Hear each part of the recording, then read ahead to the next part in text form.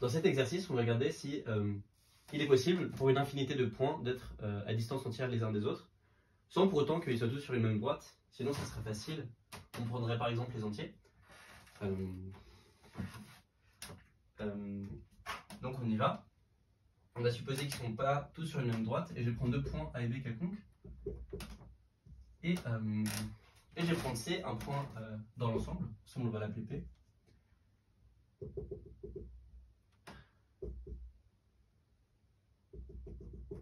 Et ce qui est important, c'est que l'inégalité triangulaire va nous donner que la différence AB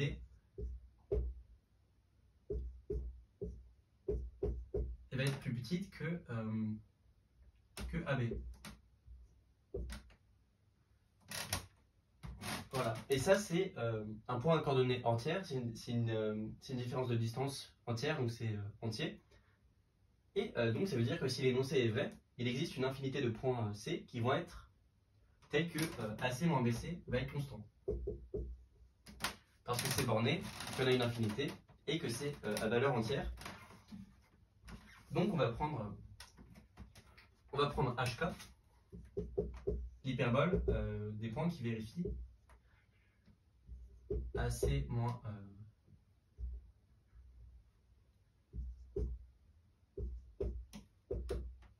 delta. Et je vais supposer que cette hyperbole contient une infinité de points. Voilà. Donc on va la tracer, ça fait un truc un peu comme ça. Ça fait un truc un peu comme ça. Et l'idée c'est que s'il existe une solution, il va y avoir beaucoup de points qui vont être ici. Mais là on voit clairement ce qui se passe, c'est que là il y a une forte asymétrie envers A et B. A et B jouent un rôle très particulier parce qu'ils déterminent une énorme orbite. Et ça, ça ne semble pas très possible parce qu'il y a une infinité de points. Donc, on va essayer de refaire la même chose avec un autre point. Je vais prendre D, un autre point sur cette hyperbole. Et à nouveau, on va voir que va y avoir une infinité de points qui vont être sur la même hyperbole entre C et D. Les points qui seront déjà dans la première hyperbole. Donc ça va nous faire un deuxième ensemble qui va être HK' inter HK, qui va être infini. Par le même argument, on a une infinité de points ici, donc on recommence. Et les points qui vont être ici et là, ils vont être en fait sur une nouvelle hyperbole. Et on a une infinité de points sur deux hyperboles, enfin sur l'intersection de deux hyperboles. Une hyperbole, d'ailleurs, j'ai pas trop dit, mais c'est juste le graphe de 1 sur x qu'on va translater. Donc j'ai une infinité de points qui sont sur l'intersection de deux hyperboles, sauf que l'intersection de deux hyperboles, si les hyperboles ne sont pas les mêmes, c'est fini, c'est réduit à 1 ou 2 points. Donc ce qu'on a, c'est que on a forcément les hyperboles ici qui sont égales l'une et l'autre. Mais ça veut forcément dire que C est donc sur la droite de AB, ou que D est sur la droite de AB, enfin les deux à la fois. Et ça c'est pas possible parce que ça veut dire que tous les points sont sur la même droite.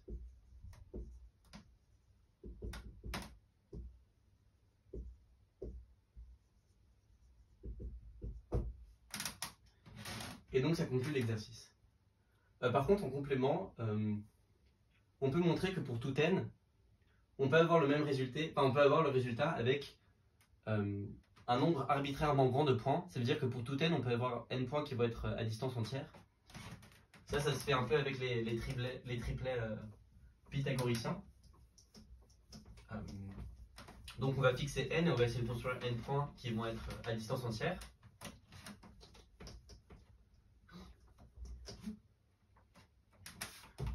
Je fixe n.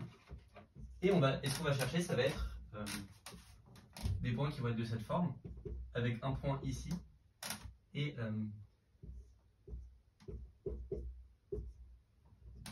et des points ici y1, y2.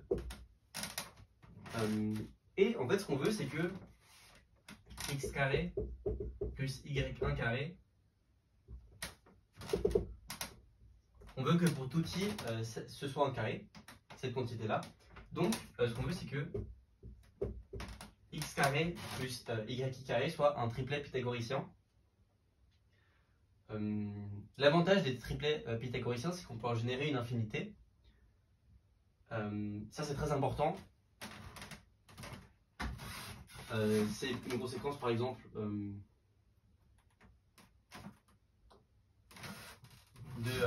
du fait qu'on peut en générer un seul. Mettons que j'ai x0 tel que x0 carré plus y0 carré soit égal à k carré. Et bien ça, si je fais une petite astuce et que je l'écris dans z de i, je factorise ça, bah ça va me donner que x0 plus y0 fois son conjugué.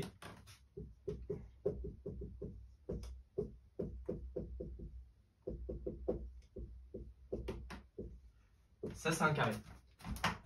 Mais donc ça veut dire que si je mets l'équation au carré, je vais avoir un nouveau carré. Et ça veut dire que si j'écris les coordonnées de x0 plus iy0 carré, x1 plus iy1, ça veut dire que la norme x1 carré plus y1 carré égale k puissance 4. Donc on a un nouveau triplet pythagoricien. Et ça veut dire que si on parle de n'importe lequel, par exemple 3, 4, 5, si on parle de 3, 4, et bah on peut en générer une infinité. Avec ça en tête, on va essayer de tous les faire rentrer dans une même dans les mêmes n points. Et donc ce qu'on va faire, c'est qu'on va prendre des triplets pythagoriciens x1 carré plus z1 carré égale k1 carré.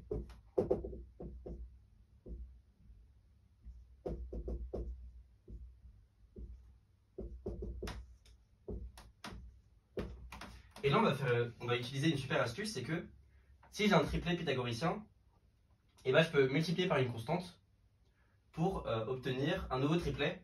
Mais cette fois, on n'a plus l'avantage qu'on avait avant, c'est-à-dire qu'avant, les triplets qu'on créait nous, ils étaient premiers entre eux, les trois entiers. Et là, quand on va faire cette astuce, on n'aura plus des triplets premiers entre eux, mais c'est pas grave, parce qu'on va pouvoir multiplier par ici un coefficient à n.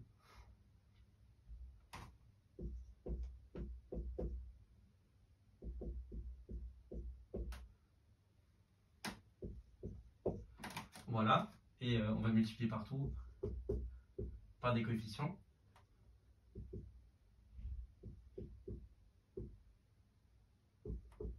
Et on va s'arranger pour que A1 x1, AN xn, tout ça ce soit égaux à une constante k. Et évidemment, la constante, vous vous en doutez, ça va être x.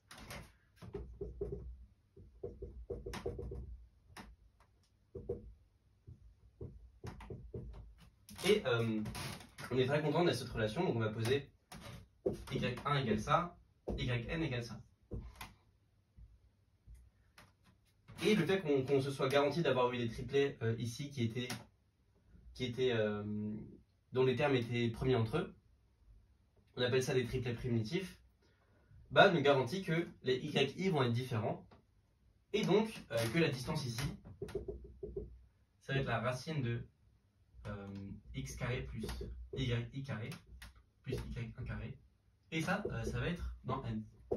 Donc toutes les distances ici vont être dans n. On l'a fait pour arbitrairement un nombre arbitrairement grand de points, et ça conclut.